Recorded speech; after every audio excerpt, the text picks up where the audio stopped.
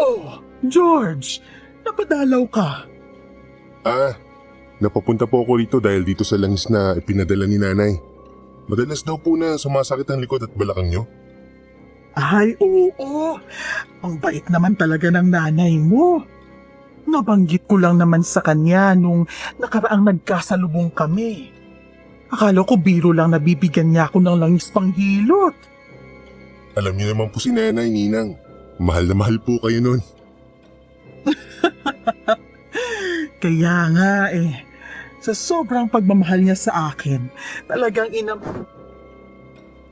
Ano po yun, Ninang? wala. Ang sabi ko, nagmerienda ka na ba? Baka gusto mong kumain ng niluto kong malagkit na bibingka. Kahit po nagmerienda na ako, Ninang, tatanggapin ko po yan. Ay, o siya. Halika na rito at pumasok ka sa loob para maihanda ko ng bibingka mo. At saka, ititimpla na rin kita ng itim na kape. Alam ko naman na favorite mong i-partner yung dalawang yun. Yun, salamat, Ninang. Oh, heto ang kape at bibingka mo, nak. Maraming salamat po, Ninang. Nako, amoy pa lang nakakagutom na. Siyempre, ako ang nagluto niyan Ay, siya nga pala. Anong ginagawa ng nanay mo ngayon? Ayun po. Alam niyo naman na kapag ganitong oras nanggagamot siya. Kahit talaga masama ang mga tao rito sa baryo natin, talagang hindi niya pa rin matanggihan. Patuloy pa rin siya sa panggagamot. Kaya nga po, Ninang. Samantalang dati, nilalait nila ang nanay ko. Ang sabi may lahi raw engkanto at ampun daw ako engkanto. Pero kapag nagkasakit, kay Delia pa rin naman lumalapit. Ay, mga walang hiya talaga. Wala rin naman tayo magagawa. Nasa dugo na ni nanay ang panggagamot at kahit masama ang mga tao sa kanya, ginagamot pa rin niya.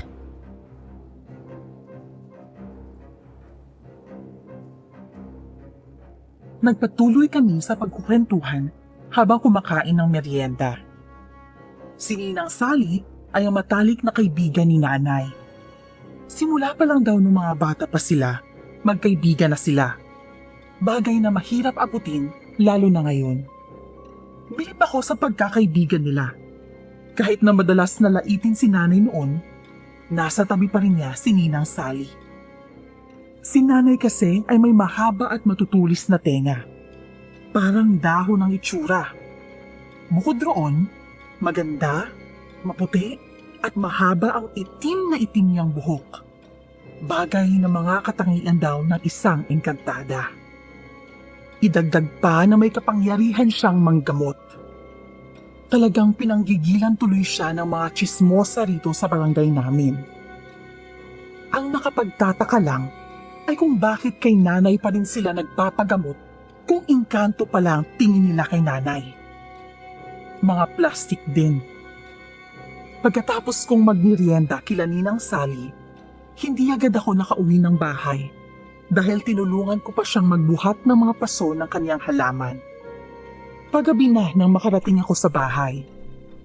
Pero nabigla ako nang makitang sobrang gulo ng bahay namin.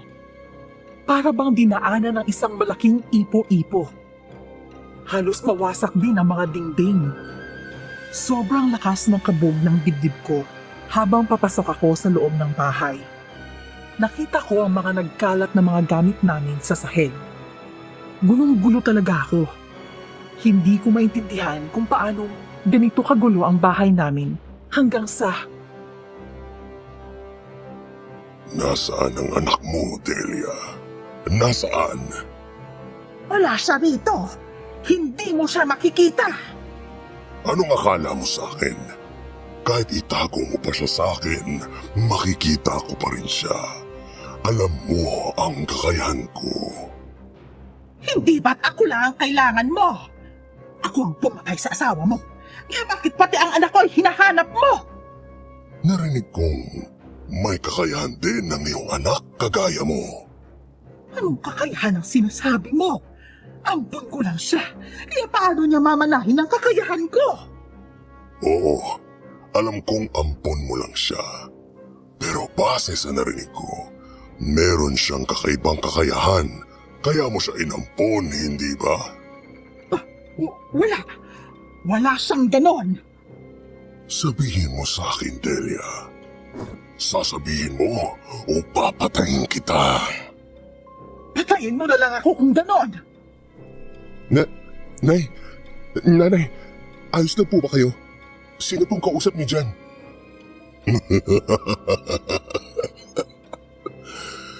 Delia, hindi mo kayang magsinungaling na wala rito ang anak mo.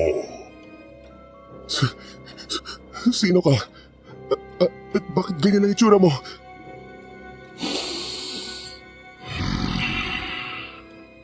Naamoy ko ang dugong nananalaytay sa dugo mo, bata. Pero masyado pang mahina ang kakayahan mo. Habang mahina ka pa, nararapat lang na mamatay ka na. George! Tumakas ka na! Umalis ka na rito! Pero nay, hindi po. Bilisan mo na! Hindi siya makakaalis. Papatayin ko na siya. Lalapitan na sana ako ng malaking halimaw na nasa harapan ko pero kaagad siyang hinampas ni nanay ng buntot pagi. Doon ko lang napagtantong aswang pala ang nasa harapan ko. At mukhang malakas siya dahil para bang hindi siya tinablan ng buntot pagi kahit na lumapnos na iyon sa kanyang balat. Nilingon niya si nanay at hinarap ito. Muli siyang pinaghahampas ni nanay ng buntot pagi saka sinabuyan ng holy water. Hindi ko alam kung paano mo napatay ang asawa ko. Pero masasabi kong napakahina mong nilalang. George! Umalis ka na! Puntahan mo ng ninang mo at tumakas na kayo! Nay, hindi ko ba magagawa yan? Ayoko, hindi kita iiwanan. Kailangan mo pang mabuhay, George! Pakiusap, umalis ka na! Nay, ayoko pong mamatay ka. Kung ayaw mong mamatay ako, umalis ka na at humingi ka ng tulong sa ninang mo. Pakiusap, George! Nanay, Bilisan mo na! Wala nang oras! Umiiyak na tumakas ako roon. Bagamat 15 anyos na ako at hindi na ganoon kabata, wala akong magawa kundi ang tumakas at magtungo sa bahay ni Ninang Sally para sabihin sa kanya ang nangyari kay nanay. Sinabi kong tulungan namin si nanay, pero imbis na balikan si nanay, hindi namin ginawa. Agad-agad na nag-impake si Ninang Sally at saka ako inaya paalis ng baryo. Kahit magpumilit man ako na ayaw kong sumama, wala akong nagawa.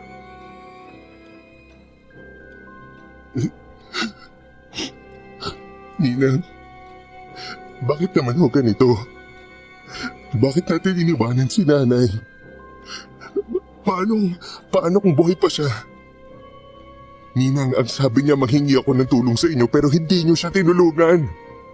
Tumatakas na tayo parang duwag. George, alam ko ang nararamdaman mo. Maniwala ka sa akin na hindi ko rin gusto to. Gusto ko rin sana iligtas ang nanay mo.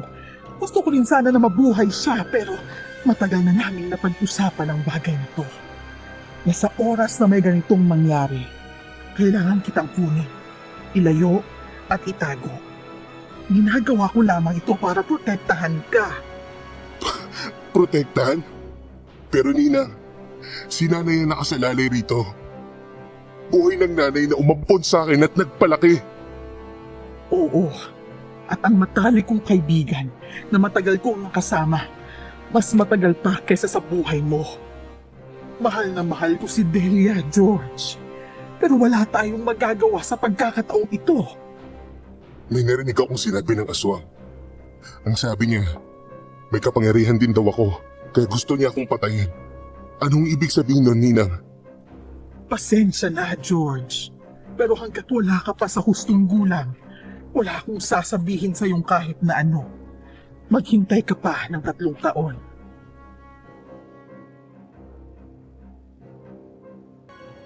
Naghintay ako ng 3 taon tulad ng sinabi ni Ninang Sally. Hindi madaling dalhin ang bigat sa dibdib ko sa 3 taon ng paghihintay na yon. Paulit-ulit kong sinisisi ang sarili ko. Natanga ako para hindi labanan ng aswang. Para iwan na lang si nanay sa kamay ng aswang na yun at mapatay siya. Pero kung babalikan ko ang lahat, kung sakaling lumaban ako sa aswang, siguradong hindi lang si nanay ang namatay, maging ako rin. At hindi ko na magagawa pang paghigantihan pa si nanay. Maligayang kaarawan, anak. Maraming salamat po, Ninang Sally. Sana ho, hindi na kayo nag-abala pa sa cake. Tayo lang naman 2 kakain eh. Yun na nga. Kaya nga'y pinaghanda na kita para naman kahit na tayong 2 na, may saysay pa rin ang kaarawan mo. Ninang Sally, kahit naman walang handa ngayong araw, excited naman po ako sa birthday ko. Alam niyo naman na po siguro yung kung bakit. Ay, George. Hanggang ngayon pala, tandang-tanda mo pa rin ang sinabi ko sa'yo na kapag tumuntong ka sa tamang edad, isasabihin ko sa'yo yung ibig sabihin ng aswang na yon. Nangako po kayo, Ninang Sally. Gusto ko pong malaman. 5 taon kong hinintay ang araw na to. O siya, sige. Maupo ka at sasabihin ko sa'yo. Basta ba'y, hipan mo muna ang kandila. Sige po. Ay, teka lang. Bago ka umihip, mag-wish ka na muna. Ninang naman eh. Mahalaga yon, George. Madalas ang mga wish kapag birthday, yun ang natutupad. Sige na nga po. Ayun na po. Nakapag-wish na ako, Ninang ha. Anong winish mo? Ang wish ko po, sana mapatay ko ang aswang na pumatay sa nanay ko.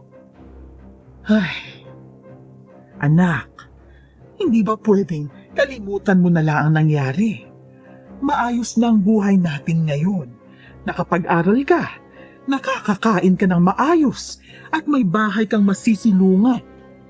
Pero kahit mayroon po ako ng lahat ng yon, hanggang ngayon nahihirapan pa rin po akong matulog dahil sa pag-iisip tungkol kay nanay. George, Please po, Ninang Sally. Habang buhay kong dadali ng konsensya na hindi ko na ipagtanggol si nanay, na hindi ko siya nailigtas, o kaya naman ay hindi ko naibigay sa kanya katarungan na dapat niyang makuha. ayaw ko na sanang sabihin sa iyo ang tungkol dito, George. Kasi nangako ako kay Delia na hindi kita pababayaan at aalagaan kita. Pero kung talagang desidido ka, wala na akong magagawa. Kilala kita. Determinado kang bata, kaya siguradong ipipilit mo talaga ang gusto mo. Kaya Ninang, sabihin niyo na po sa akin. George, kagaya ng sinabi ng aswang na pumatay sa nanay mo, talagang may kapangyarihan ka, anak. Pero hindi ko alam kung anong klaseng kapangyarihan ang meron ka. Inampun ka ni Delia na isang albularya dahil alam ng totoong nanay mo na siya lamang ang may kakayahang mag-alaga at magpalaki sa'yo. Kung ganun, kilala niyo kung sino ang totoong nanay ko? Kilala ko man. Hindi mo na siya dapat na makilala at makita pa. Tama na ang kinilala mong nanay ay si Delia. Sa bagay, wala na rin naman akong pakialam sa kanya. Pagkatapos nga akong iwanan, ang gusto ko lang po ngayon ay makaganti sa aswang. Ninang Sally, pwede ko po bang malaman kung may alam po kayong mga manunugis ng aswang? O albularya na pwedeng tumulong sa akin? George, pwede bang magtanong sa'yo? Bago ko sagutin ang mga yan, Ano ho yun? paano kung may dahilan ng nanay mo kaya ka iniwan kay Delia? Kasusuklaman mo pa rin ba siya? Hindi ko alam, Nina. Pero wala na talaga akong pakialam sa kanya.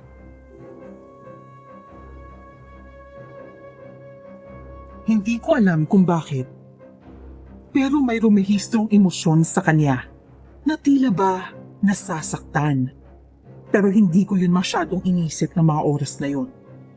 Sinabi ni Ninang Sally sa akin ang lahat ng mga dapat kong malaman patungkol sa mga kakilala niyang albularyo bukod kay nanay. May sinabi rin siya kung saan mahahanap ang ilang manunugis na aswang na pwedeng makatulong sa akin. Noong taon din yun, huminto ako sa pag-aaral para umalis sa bahay na 5 taon naming tinirahan ni Ninang Sally. Habang palabas ako, bitbit ang lahat ng gamit na dadalhin ko. Maraming huling paalala sa akin si Ninang Sally hanggang sa nasa tapat na kami ng pinto. Anak, sigurado ka na ba talaga sa desisyong to? Pwede ka pa namang umatras. Ninang, ngayon pa po ba ako aatras? Paalis na nga po ako eh. Gusto ko lang makasiguro. Basta, kung mahihirapan ka, bumalik ka lang rito at buong puso kitang tatanggapin. Alam ko po yun, Ninang. Mag-ingat po kayo rito ha. Tawagin niyo po ako kung may kailangan kayo. Ikaw rin.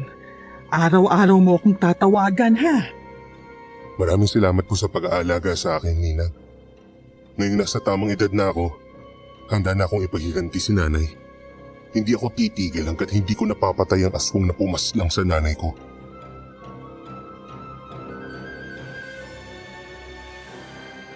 Hindi naging madali ang paghahanap ko ng albularyo at manunugis ng aswang na pwedeng sumama sa akin.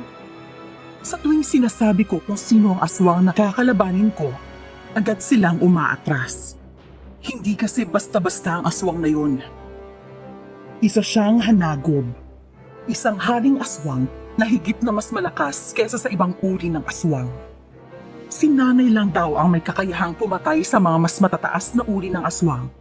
Kaya lang ay hindi rin niya kinaya. Habang naghahanap ng sasama sa akin, pinag-aralan ko ang kapangyarihang mayroon si nanay. Siyempre, hindi kagaya ni nanay na natural ang kakayahan. Ako, gagawin ko lang kahit na wala naman talaga akong kakayahan. Si nanay kasi ay may kakaiba pang kapangyarihan bukod sa pagiging isang albularyo. Kaya niyang makipag-usap sa mga engkanto gamit lamang ang kanyang isipan. Bagay na hindi ko alam kung paano. Tao po! May tao po ba riyan? Sino ka? Ano kailangan mo? Magandang hapon po. Ako po si George, anak ng albularyang si Delia. Pwede ko hubang malaman kung dito nakatira si... Ikaw pala yung anak ni Delia na gustong magpatulong sa pagpatay sa aswang na pumatay sa kanya. Mukhang nabalitaan na ng lahat ang ginagawa ko. Oo, dahil mukhang desperado ka talagang ipaghiganti ang nanay mo. Kahit sino naman, di ba? Hindi lahat may determinasyon at tapang kagaya mo. Gusto ko ang ganyan. Gusto ko yung mga matatapang. Mawalang galang na pero ikaw ba si Wendy? Oo, ako nga. Gusto mo bang pag-usapan kung paano natin tatapusin ang hanagop na yun? Teka, ang ibig bang sabihin yan pumapayag ka? Oo. Ayaw mo ba? Siyempre gusto ko. Sa dami kong pinuntahang albularyo at manunugis, ikaw pa lang ang pumayag. Kung ganun, pumasok ka sa loob at pag-usapan natin. Pasensya ka na at wala akong may aalok sa'yo. Bihira kasi ako umuwi ng bahay eh. Maswerte ka at nabutan mo ako dito. Oo nga eh. Kung hindi, wala yata talagang papayag na samahan ako. Pero, kaya mo ba?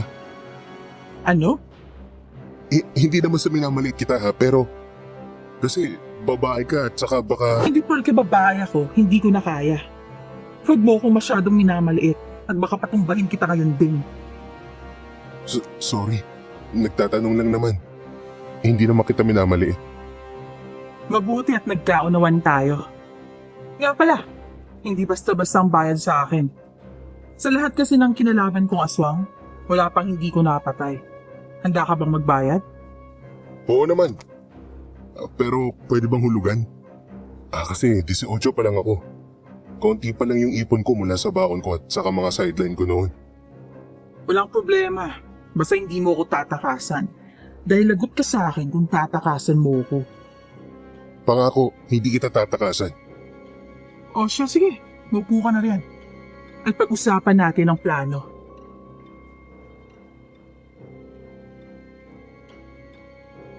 Mukhang maayos naman si Wendy. Marami siyang alam tungkol sa mga aswang. Bagay na natural naman siguro sa mga manunugis na kagaya niya. Mukha pa siyang bata para maging magaling kagaya ng mga sinasabi niya sa akin. Pero ayaw kong tanungin dahil baka ma-offend ko na naman siya. Hindi naman sa hinuhusgahan ko siya, pero hindi ko lang maiwasang magduda. Mahirap na at baka ma-scam pa ako. Pagkatapos naming mag-usap tungkol sa mga plano ko, nagdagdag siya ng plano. Mga plano na kailangan din naman talaga para mas ma-improve ang mga balak ko. Hanggang sa matapos kami at bumalik na ako sa pansamantalang tinutuluyan kong bahay. Ilang araw lang din ay umalis na kami para bumalik sa baryo kung saan talaga ako nakatira. Grabe, hindi ka talaga bumalik dito ng 5 taon? Sobrang luma at wasak na oh. Hindi na tayo pwedeng manatili rito. Pwede yan. Madali lang namang ayusin ang pinto at maglilinis na lang ako. Isa pa, mukhang walang nagtangkap pumasok dito o kumuha ng gamit. Nandito pa ang lahat. Ito ang huling nadatnan ko bago ako umalis. Siguradong alam ng mga kapitbahay kung ano ang nangyari sa lugar na to. Alam din naman nila na albularyo ang nanay mo, di ba? Oo, alam nila. Madalas nga siyang tuksoin bilang engkanto. Ganun nga ang sinabi sa akin ng tatay ko. Matulis at mahaba raw kasing tenga niya. Kilala ng tatay mo ang nanay ko? Sino bang hindi nakakilala sa nanay mo? Batikan yun eh. Mula pagkabata ko, idol ko na siya. Ah, kaya pala sumama ka sa akin dahil idol mo ang nanay ko, no? Medyo. Pero naawa rin ako sa'yo. Kasi walang gustong sumama sa'yo. Maraming salamat talaga at sinamahan mo ko. Nako, ayaw ko sa lahat ay ang drama. Hindi naman ako sumama sa'yo kung walang bayad eh.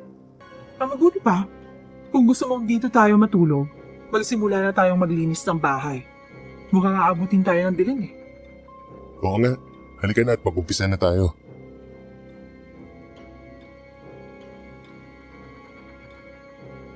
Nagsimula na nga kaming maglinis ng bahay. Inayos ko ang pinto habang siya ay nagrereklamo. Ang sabi pa niya, may dagdag daw yun sa ibabayad sa kanya. Hindi naman daw kasi kasama sa trabaho niya ang maglinis. Pero ginawa pa rin naman niya. Pagkatapos kong ayusin ang pinto, saka ko inayos ang mga kwarto. Inayos ko ang dati kong kwarto para doon magpahinga si Wendy. Habang ako ay sa kwarto ni nanay. Gabi na nga kami natapos.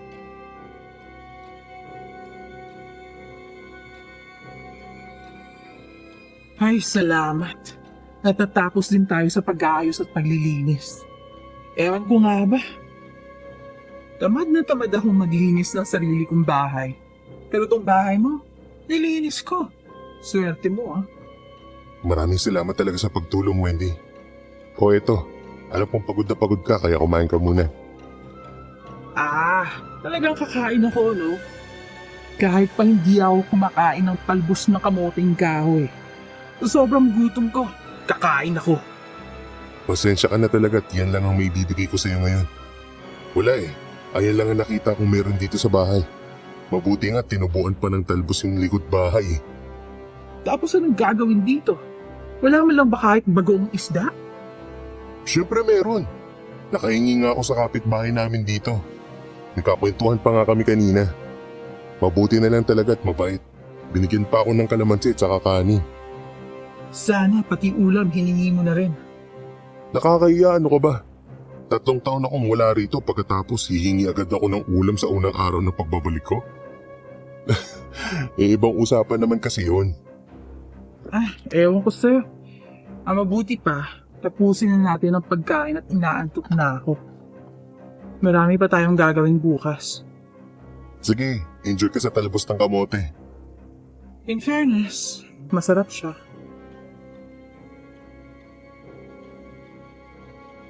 Tinapos namin ang pagkain. Pagkatapos ay kanya-kanya nang punta sa kwarto. Bago matulog, kinuha ko ang libro ni nanay sa loob ng cabinet. Sobrang luma na nito at puno na ng makapal na agyo. Pinagpag ko yun at binasa ang mga nasa loob. Binasa ko na muna yun hanggang sa tuluyan akong nakatulog. Sa sumunod na araw, pinakita ko kay Wendy ang libro dahil may ilang mga nakasulat doon na hindi ko maintindihan, lalo na yung mga halaman. Mabuti na lang at may konting alam si Wendy. Itong mga parting to, maghahanap tayo ng albularyo na kayang magbasa.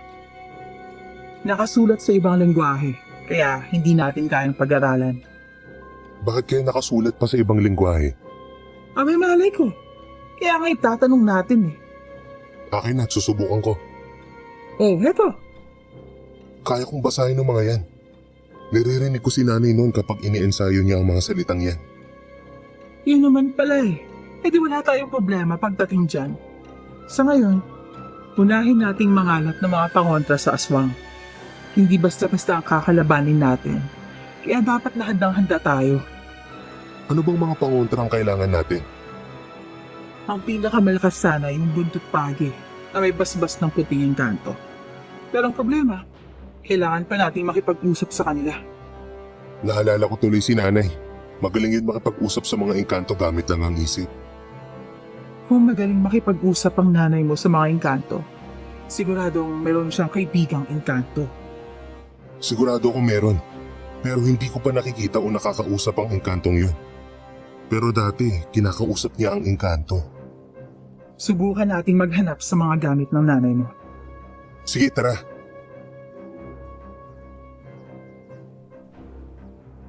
Matapos naming mag-almusal, naghalungkat kami sa mga gamit ni nanay. Doon ay nakita ko ang dating ipinapasuot sa akin ni nanay na proteksyon. Kaagad kong sinuot ang kwintas na proteksyon habang patuloy sa paghahanap. Tingnan mo ko nung nakita ko. Buntot pagi! Tingnan mo, may basbas na engkanto to? Oo, ramdam at amoy ko ang kapangyarihang ginamit ng engkanto rito. Kung ganon, i-dissolve na ang isa nating problema. Kaya nga eh. Heto. Itong lahat ng nasa kahon ay puro panlaban sa aswang. May kampilan, pangil ng kidlat, at kung ano-ano pa. Ang galing. At nandito pa lahat kahit hindi mo binisita ng ilang taon. Nako, sino naman kayang kukuha niyan, di ba? Sa bagay. O tara, maglagay na tayo ng asin at bawang sa paligid, lalo na sa mga bintana. Ginawa nga namin ang lahat ng alam naming gawin para mas lalong maging protektado kami sa pinunong aswang. Alam ko kasi na darating din ang aswang na yun para patayin ako. Alam kong may kung ano sa akin na hindi ko pa nadidiskubre, pero hindi ko pa rin nasasabi kay Wendy. Kinagabihan, matapos maghapunan ay nakatulog kami agad. Pero hindi ko inaasahan na sa gitna ng mahimbing kong tulog, nagising ako nang dahil sa malakas na pagyugyug sa akin. George! George, gumising ka! Bakit, Wendy? May paparating na aswang. Naamoy ko siya. Bilisan mo at maghanda tayo sa pagdating niya. Ano? Teka, sa kalagitnaan ng gabi? Siya ba yung hanagog? Parang siya nga. Dahil malakas na uli ng aswang naaamoy ko, sobrang sangsang. Sige, mukhang naramdaman na niyang nagbalik na ako rito. Anong ibig mo sabihin? Alam mong pupuntahan ka niya dito? Oo, alam ko. Bakit? Paano? Una pa lang, gusto na niya akong patayin kasabay ng pagpatay niya kay nanay. Ipaliwanag niyo sa akin yan mamaya. Sa ngayon, kailangan na muna natin siyang paalisin. Paalisin? Bakit hindi na lang natin siya patayin kaagad? Kung gusto ka na niyang patayin dahil sa anak ka ni Delia, hindi na siya mag-aatubiling balikan ka pa rito. Dahil wala ka na dapat silbi. Pero mukhang meron. Mukhang banta ka sa kanya. Kailangan nating malaman ang dahilan kung bakit gustong-gusto ka niyang patayin. Teka, Wendy, hindi ka na maintindihan. Nandiyan na siya. Bilisan mo at paalisin na natin siya. Nandito ko na rin sa wakas, bata. Ang tagal kitang hinintay at hinanap. Teka lang, paano ka nakapasok?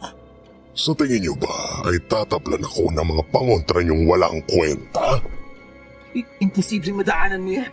Lalo na yung walis na nakabaliktad. Wendy, nagawa niyang ang pasukin ng bahay ng isang magaling na albularya. Sigurong manilang sa kanya ang pagpasok ngayon lalo na at wala na si nanay. Nakakainis at nagkalat ka pa talaga. Nagpakahirap kami maglinis dito kanina.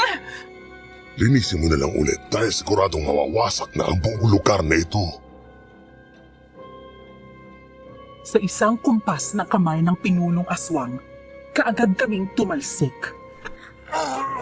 Napakalakas niya. Habang kami ay parang mga lampang walang magawa. Mayabang na nilapitan niya ako at hahawakan sana ang aking leeg, pero tila napaso siya nang subukan niya. Sinamantala ko yun para suntukin ang tiyan niya at mabilis na kinuha ang walis tingting na nakasabit sa likod ng pinto. Pinaghahampas ko siya nun, pero mabilis siyang nakaiwas. 5 taong kitang hinantay. Akala ko ay nagpalakas ka na, pero parang wala pa rin pala. Isa ka pa rin walang kwentang lampa. Hindi ako walang kwentang lampa. Naiinis ako sa paraan ng pang-iinsulto niya. Kaya naman, nagmadali ako at sinugod siya ng walis.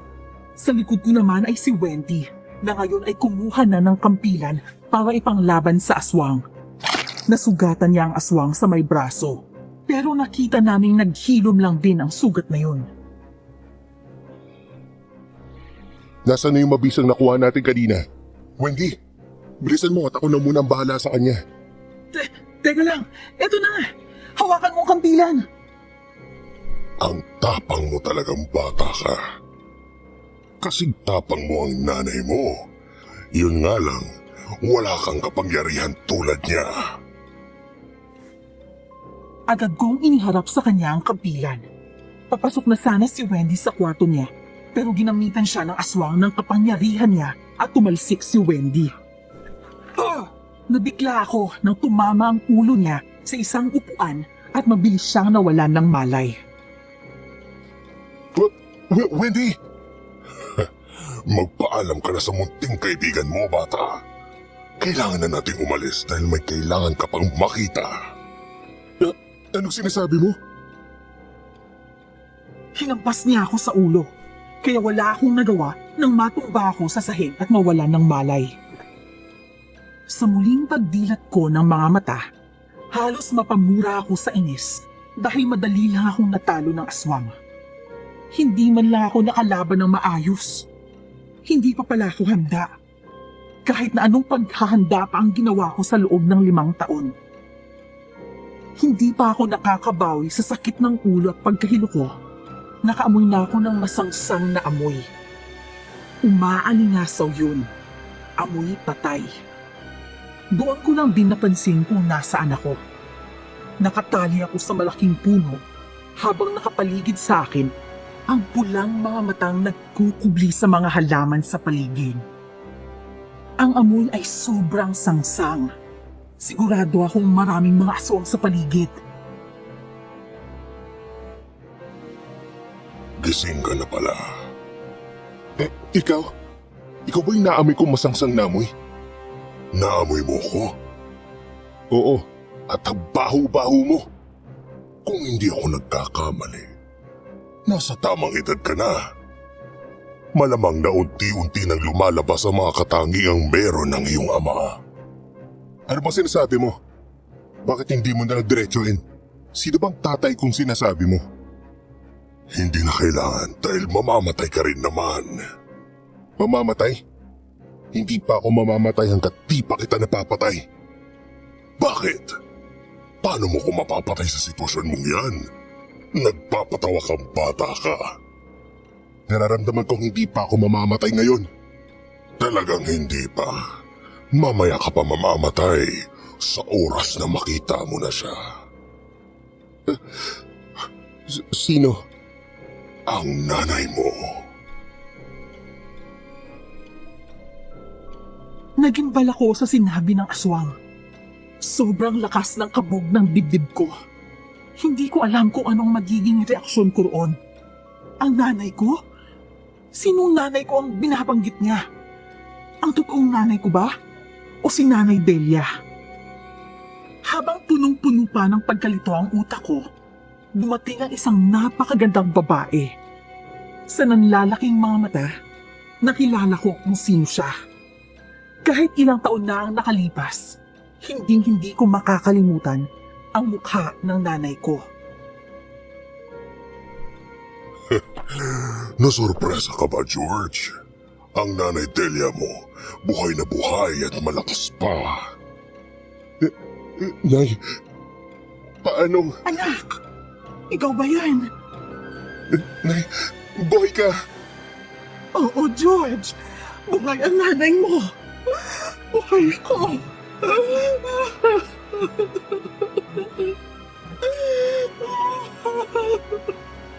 Nanay Delia, akala po namin patay na po kayo. Akala ko...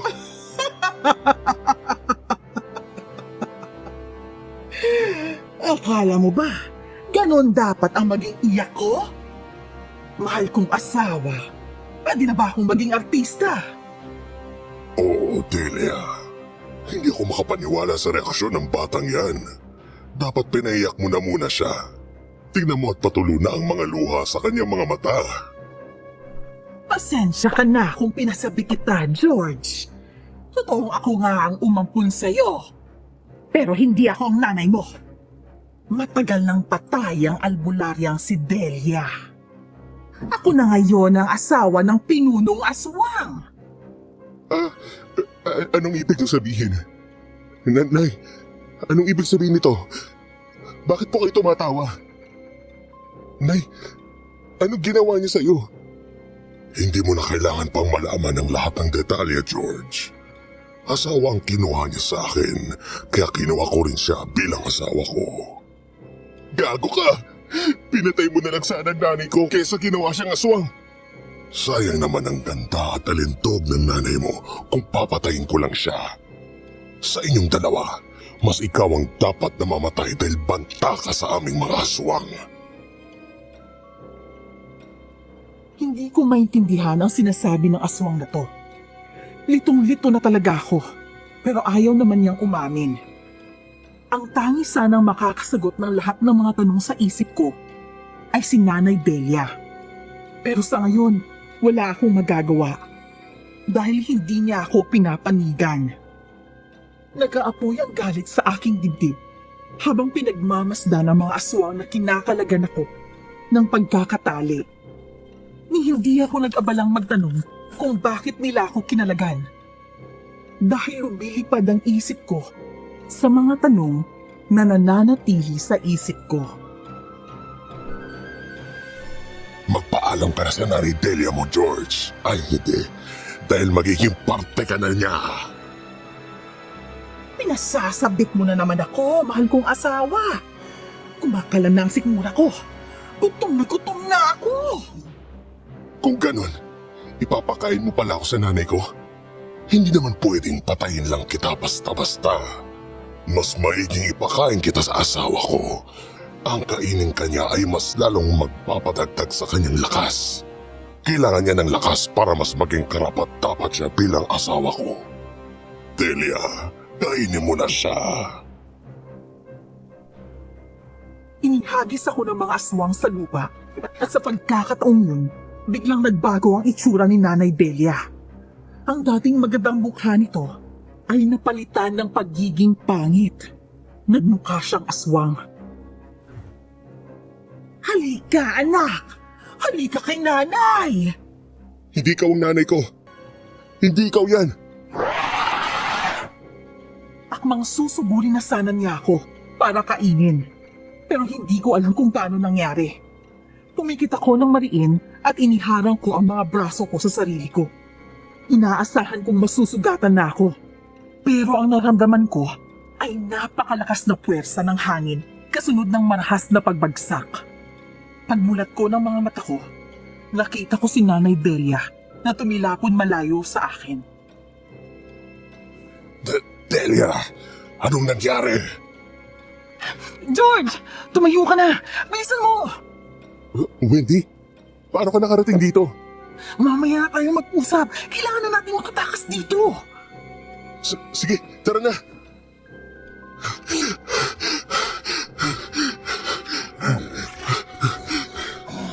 Mga lente, habulin niyo sila. Magtago tayo ron. Hindi ba nila tayo maamoy? Hindi. May nakuha akong langis na magtatago ng amoy natin. Ibibigay ko sa'yo. Bilisan natin. Heto, bilisan mo at tipahid sa braso at binti mo. Tapos na. Saan mo ba nakuha yan? Sa mga gamit ng nanay mo. Meron ako nito. Pero naubos na. Bala ko sana magpagawa ulit sa ibang albularyo pero nakita ko to sa kwarto ng nanay mo. Teka lang, ang nanay mo, hindi ako namamalikmata, di ba? Nandun siya. Oo. At ginawa na siyang aswang ng hanakog na yun. Kaya pala iba ang aura niya. Hindi mo ba siya sinubukan kausapin? Wala na siya sa panig ko, Wendy. Parang nakalimutan niya na ako bilang anak. Posible bang makalimutan niya ako? Posibleng may ginawa ang aswang na yun sa Nanay Delia mo. Pero ang gusto kong malaman sa ngayon, paano mo nagawa yun kanina? Anong nagawa ko? Nung susugurin ka na sana ni Delia, nagtakip ka ng mukha at tumalisik siya bigla na para bang may malakas na puwersa nang galing sa'yo. Nakita mong nangyari? Nagtatanong ba ako kung hindi? Kitang-kita ng mga mata ko eh. Ang totoo niyan, hindi ko rin talaga alam kung paano ko nagawa yun. Kahit ako nagulat sa nangyari. Kung ganon, siguro tama ang sinabi ng aswang na hanagob na yun. At mukhang ang dahilan kung bakit gigil na gigil siyang patayin ka ay dahil banta ka sa kanya. Mas lalo akong nalito sa lahat ng sikretong nakatago tungkol sa pagkatao ko. Sa loob ng 18 taon, parang hindi ko pa pala lubos na kilala ang sarili ko. Nakatakas kami roon at pagdating sa bahay, kaagad kaming nagligpit ng mga gamit namin para umalis na. Nakakatawang kahapon lang, nilinis namin ang bahay na ito para dito manatili. Pero ngayon, nagligpit kami para umalis. Kailangan naming umalis para muling magplano sa susunod na hakbang namin sa pagpatay sa pinuno ng aswang. Kung mananatili kami sa bahay na to, siguradong susugurin lang kami ulit ng aswang na yun. Gusto kong iligtas si nanay. Nasisiraan ka na ba ng bait, George? Alam mo na hindi ka na niya naaalala at aswang na siya. Paano siya ililigtas? Sigurado akong naghihintay lang din si nanay na iligtas ko siya. Ang pagiging aswang, siguradong hindi niya choice. Kaya kailangan natin siyang iligtas. Pero paano kung ikapapahamak natin ang pagligtas sa kanya? Sisiguruhin kong hindi ka mapapahamak. Wendy, ako lang. At paano mo nasisiguro?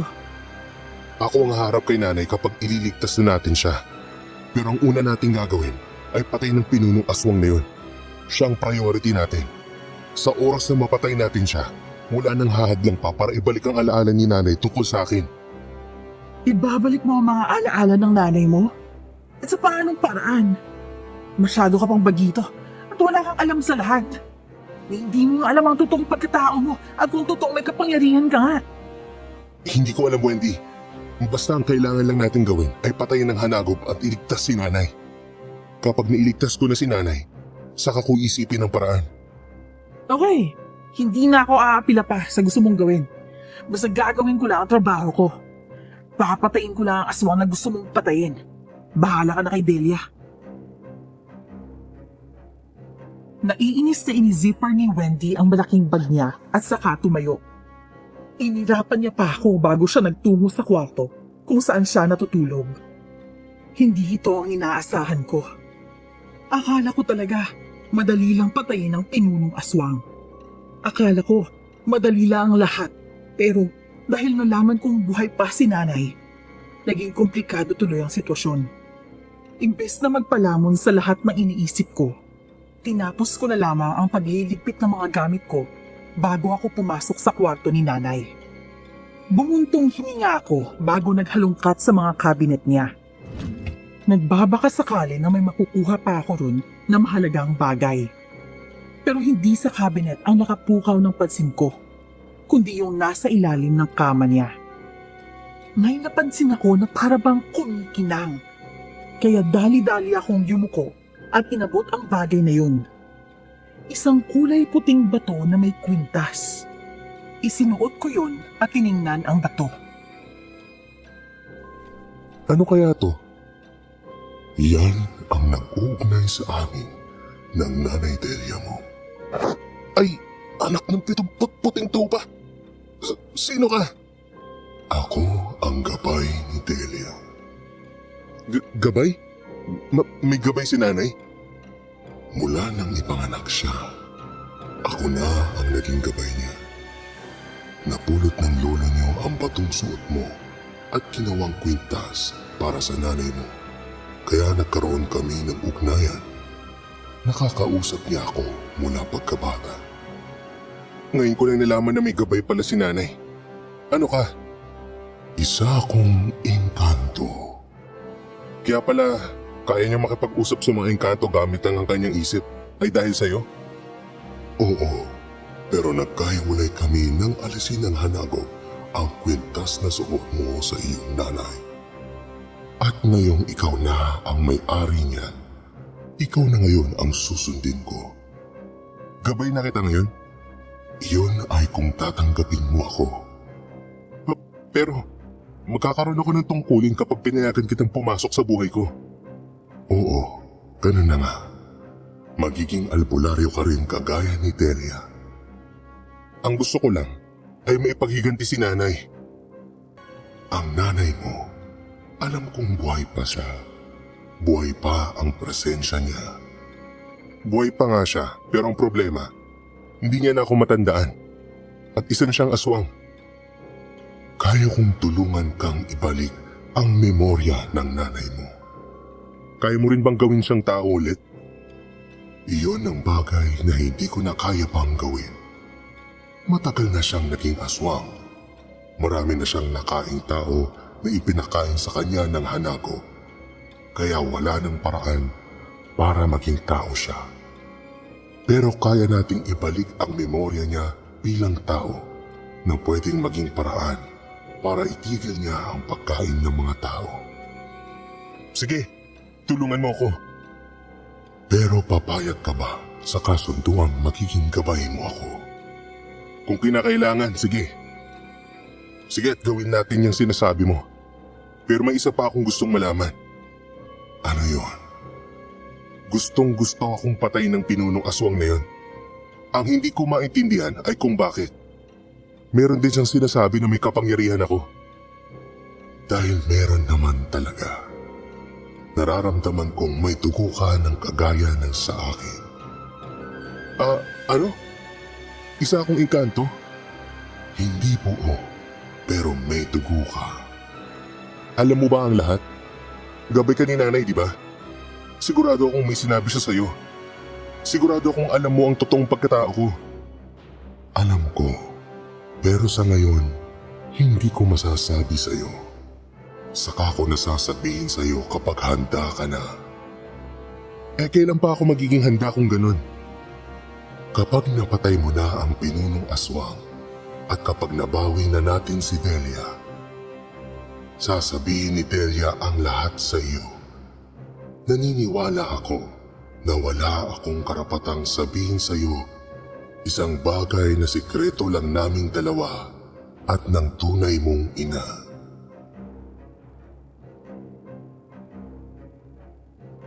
Pagkatapos niyang sabihin yun, bigla na lamang siyang naglaho. Natatarantang hinanap siya ng mga mata ko, pero wala na talaga siya. Hindi ako makapaniwala. May lahi akong engkanto. Bago pa man ako makapag-isip ng tama, biglang bumukas ang pinto at nagtatakang bumungad sa akin si Wendy.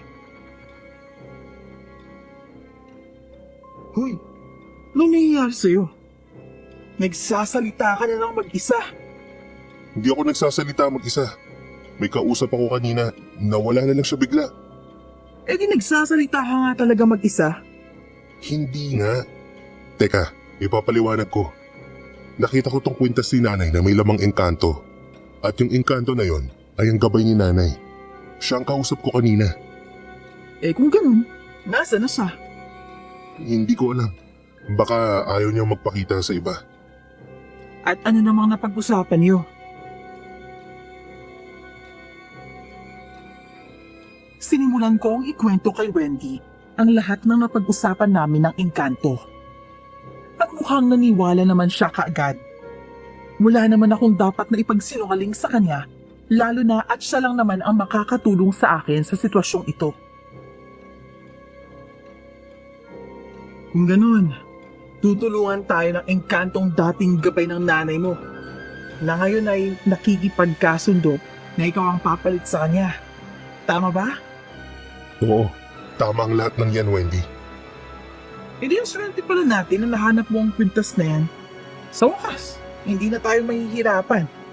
Kailangan din kasi talaga natin ang gabay ng isang malakas na puting engkanto para mapatay ang pinunong aswang na yun.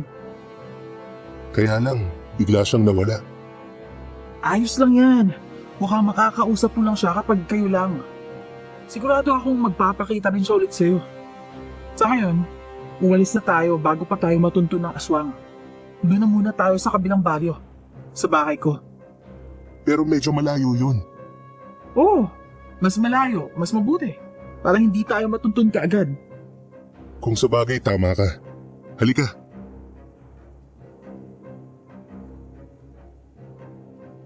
Matapos naming mailigpit ang lahat ng mga kailangan naming dalhin, nagmadali na kaming umalis sa bahay namin ni Nanay Delia. Nalungkot ako sa pag-alis namin. Inakala ko kasi na magkakaroon pa ako ng sapat na oras para mas manatili pa sa bahay na kinalakihan ko. Pero hindi ganoon ang nangyari. Halos madaling araw na nang dumating kami sa bahay ni Wendy. Iisa lang ang kwarto doon, kaya sa sala ako natulog. Ayos lang naman yun sa akin. Kinabukasan, kaagad kaming nagplano.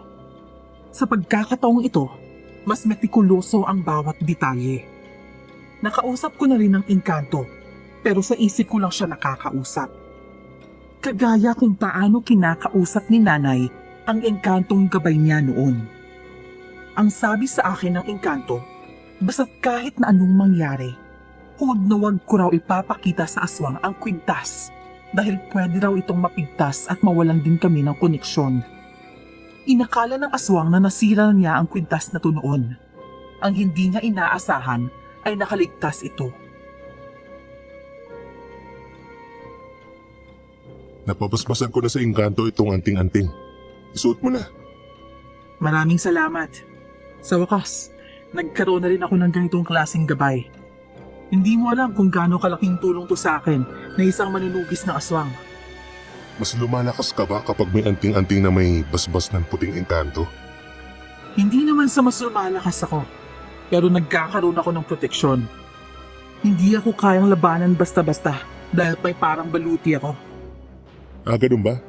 Swerte mo pala at nakilala mo ako. Ay nako, mas maswerte sana ako kung ang Nanay Delia mong nakilala ko. Sino ka ba? Anak ka lang niya. Oo nga. Isang karangalan talaga na makilala ang nanay ko na isang batikang albularya. Huwag kang magalala. Makikilala mo rin siya kapag sumugod na tayo ron, mamaya. Aswang naman na siya. Huwag ka nang malungkot. Kahit naman aswang na siya, pwede pa rin niyang maalala ang pagiging tao niya at kung paano siya nagpagaling ng maraming tao noon. Dahil tutulungan tayong ibalik ang alaala niya. Ano kaya ang mangyayari sa oras na maibalik na ang alaala ng nanay mo? Hindi ko rin alam. Ayoko na munang isipin yan sa ngayon. Ang mabuti pa, umalis na tayo. Gustong gusto ko nang makaharap muli ang aswang na yun. Parang kumpara nung nakaraan. Mas matapang kayata ngayon. Siyempre dahil handa na ako ngayon.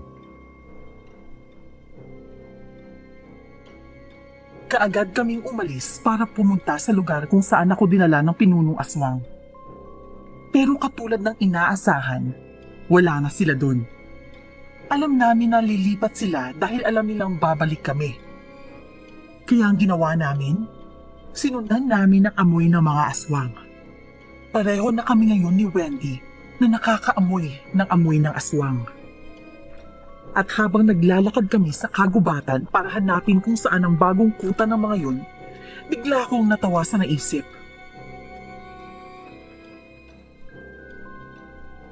Alam mo, Wendy, para tayong mga asong panay ang amoy sa paligid.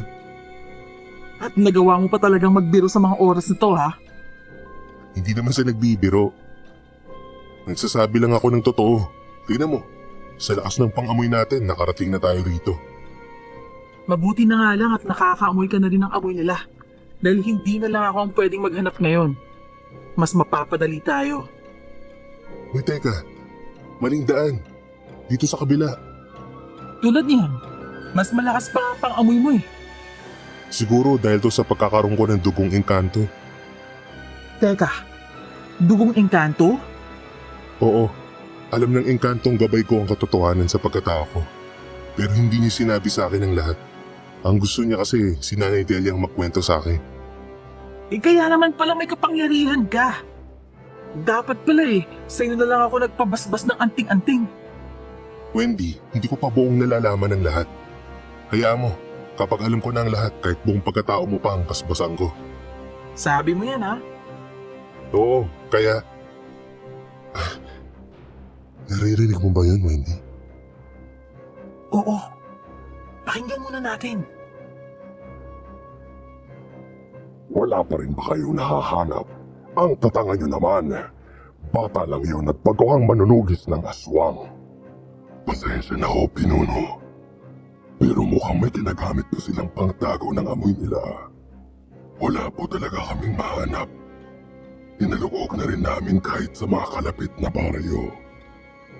Alam mo ba ang pangyayari? Sa oras na mas lumakas pa ang batang yon, ha? Bilisan nyo at hanapin. Magtawag kayo ng iba pang mga kasamahan. Masusunod po. Mukhang hindi talaga basta-basta ang kapangyarihan na magkakaroon ka, George. Takot na takot yung pinunong aswang sa'yo. Kaya nga hindi ko tuloy may iwasang mapaisip. Ano kayang klaseng kapangyarihan nyo? Tahimik kaming sumunod sa pinunong aswang. Sa lakas ng proteksyong meron kami, hindi niya kami naamoy hanggang sa matuntun namin ang bago nilang lungga. Wala silang bahay. Parang kampo lamang ang itsura ng lungga nila. Maraming mga aswang na nakapaligid roon. Pero ang sabi ni Wendy, mga mahihinang aswang lamang daw ang mga naroon. Kumbaga, mga aswang na hindi dapat maging banta para sa amin. Nang makapwesto na kami sa likod ng isang malaking bato, nagtinginan kami ni Wendy. At saka tumango bago nag-umpisang ilatag ang mga panlaban na meron kami. Meron kaming dalang tirador, habang ang mga bala namang gagamitin namin ay bawang at pinlastik na asin.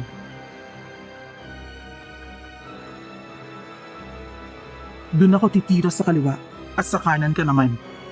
Sige, mag-umpisa na tayo para madaling matapos to. Yun! Sapol! Huwag kang maingay yan. Tirahin lang natin ang tirahin ng mga aswang hanggang sa maubos sila.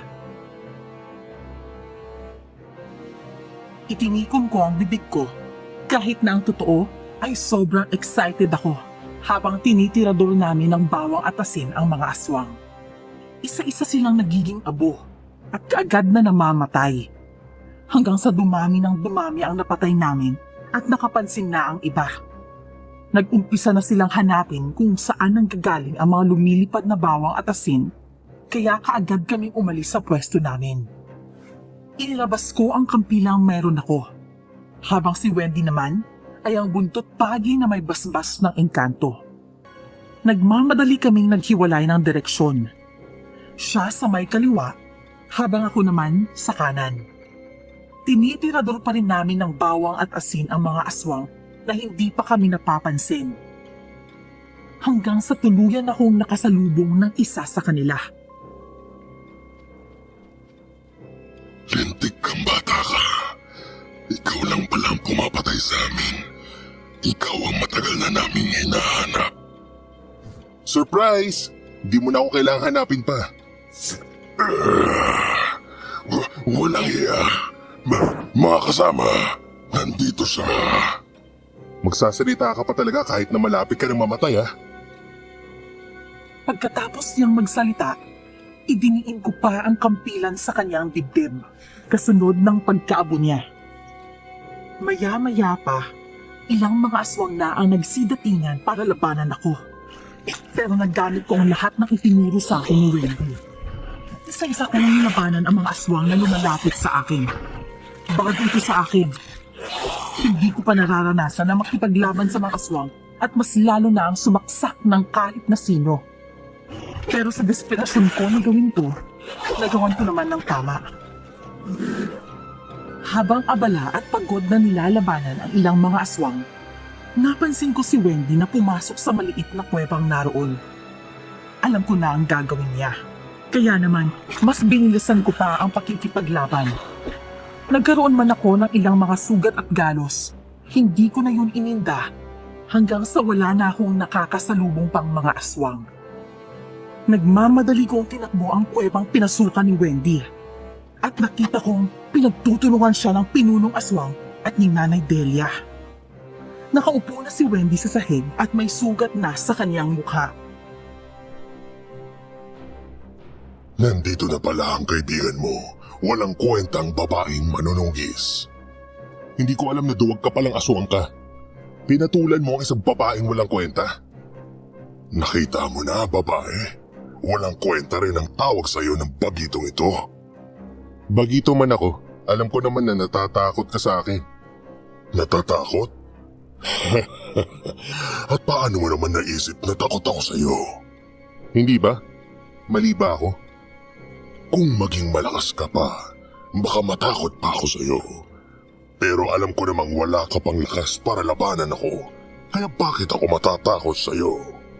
Paano kung sabihin ko sa'yo ngayon na nagkakamali ka? Na kaya na kitang tapusin kahit bagito pa lamang ako? Ha? Anong imposible ang sinasabi mo, bata? Wendy, ilayo mo na dito si nanay dahil papatayin ko na ang aswang na to. Aba, mayabang ka na ngayon, ha? Tingnan natin ang yabang mo kapag nag-aagaw buhay ka na. Kaagad niya akong sinugod. Sinubukan niyang hawakan ang liib ko, pero hindi pa man niya nagagawa, kaagad na siyang napaso sa balat ko. Ninisihan ko siya at agad na sinugatan gamit ang kampilan ko. Napaatras siya sa sakit. Ang kampilang hawak ko ay hindi basta-basta. May basbas ito ng magaling na albularyang nanay ko. Nakita ko rin ito sa kwarto niya. Abat gumaling ka na, ha? Salamat sa kampilan na ibinigay sa akin ng nanay ko. Ito ang gagamitin kong pampatay sa'yo. Nakalimutan kong isa pa ng dating albularya ang asawa ko. Mukhang marami kang nakuhang panlaban sa dati niyong bahay. Sayang at hindi ko sinira ang mga iyon. Pero hindi bale. Mismong nanay-nanayan mo nga na kaya kong gawing isang aswang, ikaw pa kaya. Ang dami mo pang satsat. Tapusin na natin to. Sa pagkakataong ito, ako naman ang sumugod sa kanya. Hinampas ko siya ng kampilan, pero kaagad siyang nakaiwas. Tumalon siya palayo sa akin, pero naglabas ako ng asin para ihagis yun sa kanya, na hindi niya nailagan. Umusok ang kanyang balat, kaya dinagdagan ko pa ang inihagis ko. Wala siyang kawala sa akin. Lahat ng pangontra ata ay nakalagay na sa buong katawan ko. Hindi na siya nakaiwas na masugatan ko ang kanyang braso. Pero nahampas niya ang kamay ko, kaya nabitawan ko ang kampilan. Kaya ang sumunod kong inilabas ay ang buntot pagi na nakasabit sa suot kong bag.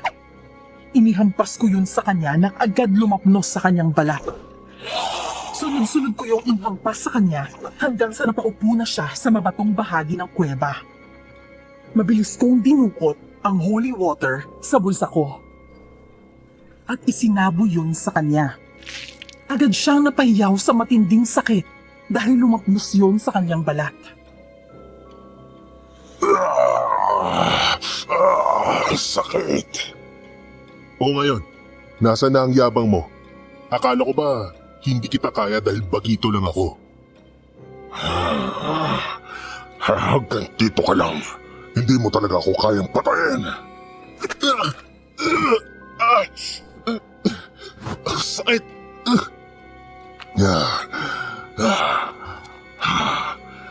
Kung inaakala mo mapapatay mo ako, inaakala mo lang yun. Pinatikim lang kita ng sandaling kaligayahan. Nasasaktan pa ako nang dahil sa pagkakahagis niya sa akin at pagkakatama ng likod ko sa matigas na bato. Hinawakan niya ang liig ko at inangat ako sa sahig. Umpusok ang kamay niya habang inaangat ako dahil siguradong hindi niya sana ako pwedeng hawakan. Pero tiniis niya. Wala siyang pakialam kung napapaso man siya sa akin. Unti-unti na akong nawawalan ng hininga. Napapikit ako ng mariin habang sinusubukang kumawala mula sa pagkakasakal niya. Magpaalam ka na sa buhay mo, Bagito. Kung patuloy ka na sanang nagtago, hindi ka sana mamamatay ng ganito kaaga. Hindi ako mamamatay. Sa pagkakataong ito, siya naman ang naihagis ko. Kumpara sa pagkakahagis niya sa akin, mas malakas ang nagawa ko sa kanya. Hindi na siya halos makatayo. Umubo na siya ng dugo, habang ako naman ay sinusubukang tumayo mula sa sahig. Kahit masakit ang katawan, pilit akong bumangon at kinuha ang kampilan sa sahig. Saka ako lumapit sa kanya, na ngayon ay hirap na. Tapos na ang paghahari mo, Hanagob.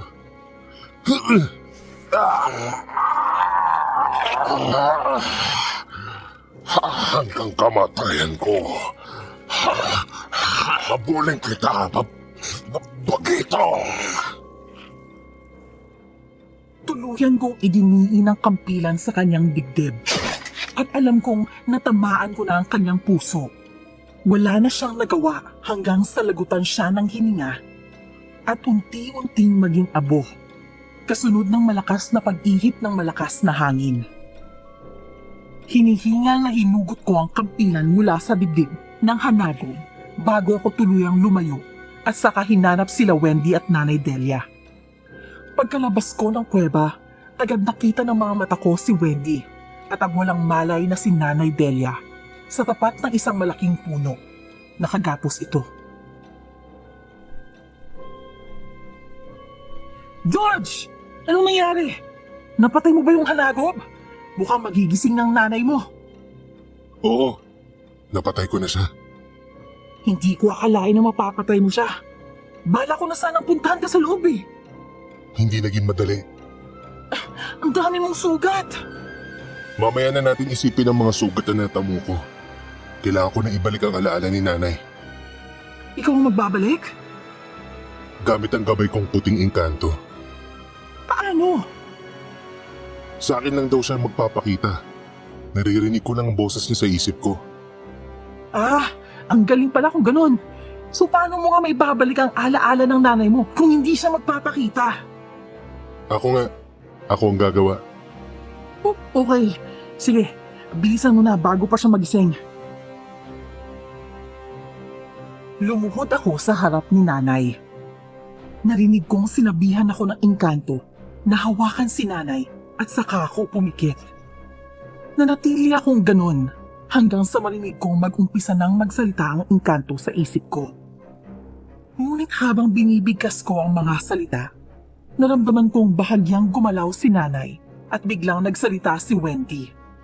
Kaya napamulat ako ng mga mata at halos mapabitiw ako sa kamay niya kung hindi lang ako pinigilan ng engkanto. George! George, ang Nanay Delia mo! Tingnan mo siya! Nag-iiba ang itsura niya! Bakit ganito? Bakit tumatanda ang itsura ni nanay? Malay ko sa'yo! Ikaw ang nakakausap na engkanto! Pero wala namang sinasabi sa akin ng engkanto tungkol dito. Ibang napag-usapan namin kaysa sa nangyayari kay nanay ngayon. Kausapin mo siya! Tanungin mo siya kung bakit nangyayari ito sa nanay mo! Tumigil na siya sa pagsasalita. George! Anak ko! Nay, natatandaan niyo pa po ba ako? Oo, anak. Pasensya ka na kung hindi kita kaagad natandaan. Nay, wala po kayong kasalanan sa nangyari. Hindi niyo po kasalanan na sakimang hanagop na yon. Anak, hindi natatagal pa ang buhay ko. Kung namatay na ang hanagop, mamamatay na rin ako. Dahil sa kanya ko kinukuha ang buhay ko. Pero Nay, pakiusap. Gagawa ko ng paraan. Ibabalik kita sa dating pagiging tao. Pakiusap. Huwag mo muna akong iiwanan. Makinig kang maigi. Ang totoong nanay mo. Bumalik ka sa kanya, anak.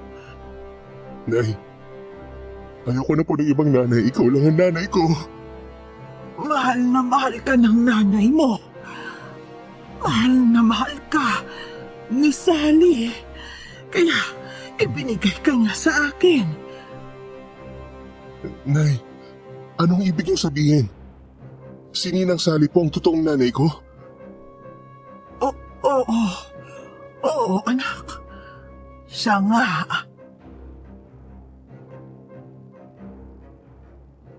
Matapos sabihin ni Nanay Delia kung sino ang nanay ko, tuluyan na siyang nalagutan ng hininga. Kagaya ng ibang aswang, naging abo si nanay at ang tanging natira na lamang ay ang itim na bato niya. Napahagulgol na lamang ako ng iyak. Buong akala ko, kapag naibalik ko na ang memorya ni nanay, pwede na kaming bumalik sa normal. Pwedeng huwag na lang siyang kumain ng tao. Ako nang bahalang maghanap ng mga hayop na pwede niyang kainin bilang aswang. Pero hindi pala. Hindi pala yun ang mangyayari. Nalulumong umalis kami sa lungga ng mga aswang. Ang plano ko lang naman ay magkaroon ng hustisya ang pagkamatay ni nanay. Pero hindi pala siya patay. Nagulo ang emosyon at plano ko nang dahil sa mga hindi ko inaasahang pangyayari. Nang makabalik kami sa bahay ni Wendy, muli kong kinausap ang engkanto.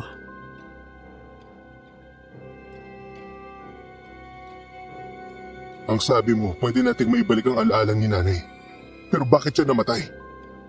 Kagaya ng sinabi ni Delia bago siya pumanaw, kumukuha na lang siya ng buhay sa hanagop na iyon. Pwedeng napatay na siya ng hanagop at binigyang buhay na lamang siya noon. Hindi ako sigurado noong una. Pasensya ka na, George. Pero kung sa bagay, kung nabuhay pa rin siya, may hirapan siyang mabuhay bilang isang aswang na hindi kumakain ng tao, lalo na at nakakain na siya. Oo, George. Isipin mo na lang ang maaaring nangyari sa kanya. Mas mabuti na ang lagay niya ngayon. Makakapagpahinga na si Delia. Nakapagpasya na ako. Susundan ko ang yapak ni Nanay Delia. Tama ang desisyon mo niyan, George. Mas marami kang matutulungang mga nangangailangang tao. Naniniwala ako riyan at tutulungan kita. Maraming salamat. Ngayon, pwede ko bang malaman ang totoong pangalan mo? George, handa na ang hapunan. Sige, palabas na ako.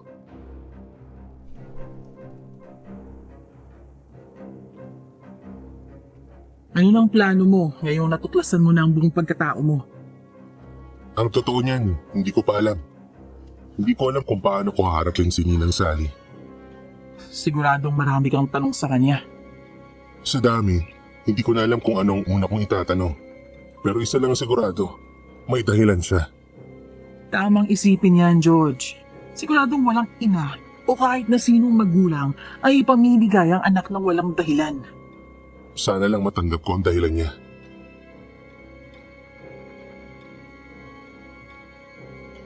Isa sa bumagabag sa isip ko nung gabing yun ay ang katotohanan sa relasyon namin ni Ninang Sally. Sa totoo lang, hindi ko talaga inasahan na siya ang totoo kong nanay. Bagamat magaan ang loob ko sa kanya, ni sa hinagap ay hindi ko talaga naisip Sa sumunod na araw, kaagad ako nagligpit ng mga gamit ko para umalis na sa bahay ni Wendy at umuwi na sa baryo kung saan nakatira si Ninang Sally.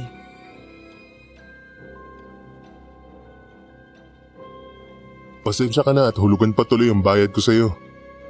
Kulang pa kasi ang pera ko. Pero huwag kang mag-alala. Magbabayad ako sa'yo kapag nagkatrabaho at nagkapera na ako. Hindi naman kita tatakasan. Hindi ka talaga makakatakas sa akin. Hahabulin kita hanggang sa dulo ng Pinas. Makabayad ka lang. Ala, buwis buhay ang trabaho ang ginawa ko para sa'yo, no? Oo na. Maraming salamat talaga sa ginawa mo para sa akin. Magkikita tayo ulit, Wendy. Kapag natuklasan mo na ang kapangyarihang kaya mo, huwag mo ang kalimutang ipaalam sa akin, ha? At saka, baka pwede rin kumonsulta ako sa'yo para makabawas ka naman sa utang mo sa akin.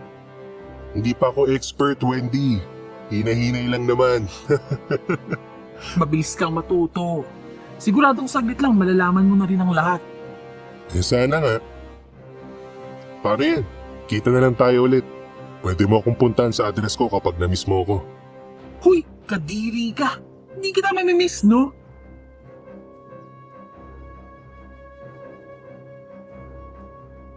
Tinawanan ko na lamang si Wendy bago ako tuluyang nagpaalam at umalis sa bahay niya. Nakipagbiruan na lamang ako sa kanya dahil ang totoo, kabado na talaga ako sa mangyayari oras na makabalik ako sa bahay namin ni Ninang Sally. Habang nasa biyahe, ilang beses ko pa inensayo kung ano ang sasabihin ko sa kanya. Pero sa huli, nang makarating na ako sa bahay niya, tila nabura ang lahat ng pinag-isipan kong sabihin. George!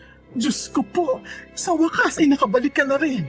Salamat sa Diyos at nakabalik ka ng buhay at maayos! Oo nga po, Ninang.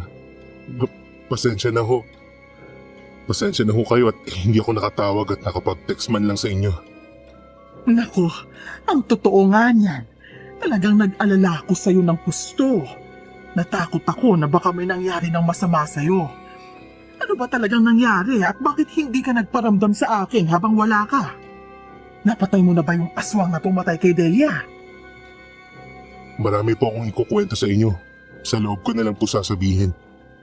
Ay, mabuti pa nga. O halika, pumasok ka. Maghahanda ako ng makakain para sa'yo. Salamat ho, Ninang. Hindi ako makapaniwala na pwedeng maging aswang ang isang magaling na albularya. Hindi rin po ako makapaniwala, Ninang. Hanggang ngayon, parang panaginip lang po ang lahat. Pero ang importante, ligtas ka at napakawalan mo na si Delia mula sa sumpa ng hanagub na yon. Napakagaling mo, anak. Kahit hindi ka tunay na anak ni Delia, tila naman na mo ang galing niya bilang albularya. Hindi man ako galing kay Nanay Delia na isang albularya. Alam ko naman po na hindi basta-basta ang pinagmulan ko. Ano? Anong ibig mong sabihin, George? May nalaman ka ba habang nakikipaglaban ka sa hanagom? Opo, Ninang. Alam ko na po kung sino ang tatay ko. George, anak. Balak ko pong sundan ang yapak ni Nanay bilang isang albularyo. Nakuha ko pong kwintas ni Nanay na nag-uugnay sa kanya sa isang gabay na puting engkanto. At ngayon, gabay ko na po siya. George, tapatin mo ako, anak. Pakiusap. Alam mo na ba? Opo, Ninang. Ay, Diyos ko po. Makapaging langit. Patawarin mo ako, George. Pasensya ka na. Pasensya ka na kung itinago namin sa'yo na Nanay Delia mo. Patawarin mo sana ako. Ninang Sally, hindi po madaling tanggapin ang tungkol sa ganitong bagay pero gusto ko pong malaman ang dahilan mo. Anak, umilibig ako sa isang engkanto. Kaibigan ni Delia ang engkantong yon. Noong una, akala ko tao siya, kaya nang ligawan niya ako. Sinagot ko. Tutol si Delia sa amin, pero hindi ako bumitiw hanggang sa mabuntis ako ng iyong ama. Nasaan na siya? Nasaan ang tatay kong engkanto? Wala na siya, George. Napatay siya ng isang malakas na aswang matapos niya tayong protektahan. Kaya ibinigay kita kay Delia. Dahil si Delia lang ang may kakayang protektahan ka noong maliit ka pa. Hindi kita kayang alagaan. Lalo na kakaiba ka. Si Delia, marami siyang alam tungkol sa mga engkanto. Bakit hindi niyo nalang pinaalam sa akin noon kung ganun? Bakit pinatagal niyo pa? Dahil natakot akong kamuhian mo ako sa ginawa kong pamimigay sa'yo. Pasensya ka na, George. Pasensya ka na. Pasensya ka na sa ginawa ko.